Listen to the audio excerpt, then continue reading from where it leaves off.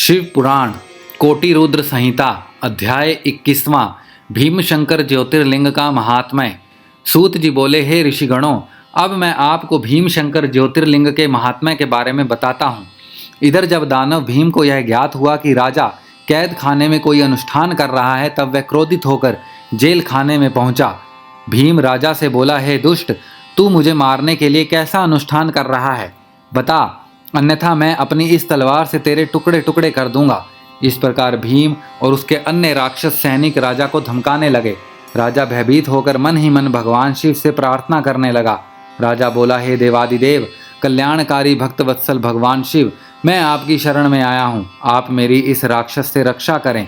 इधर जब राजा ने उसकी बात का कोई जवाब नहीं दिया, तो वह क्रोधित होकर तलवार हाथ में लिए उस पर झपटा। एकाएक वह तलवार शिवजी के पार्थिव लिंग पर पड़ी और उसमें से भगवान शिव प्रकट हो गए। उन्होंने अपने त्रिशूल से उस तलवार के 2 टुकड़े कर दिए। फिर उनके गणों को दैत्य सेना के साथ महायुद्ध हुआ। उस भयानक युद्ध से धरती और आकाश डोलने लगा। ऋषि तथा देवता गण आश्चर्यचकित रह गए। तब भगवान ने अपने तीसरे नेत्र की ज्वाला से भीम को भस्म कर दिया, जिससे वन में भी आग लग गई और अनेक औषधियां नष्ट हो गई, जो अनेकों रोगों का नाश करने वाली थी। तब अपने भक्तों का कल्याण करने के लिए कल्याणकारी भगवान शिव सदा के लिए राजा द्वारा स्थापित उस पार्थिव लिंग में विराजमान हो गए और संसार में भीमशंकर नाम से प्रसिद्ध हुए।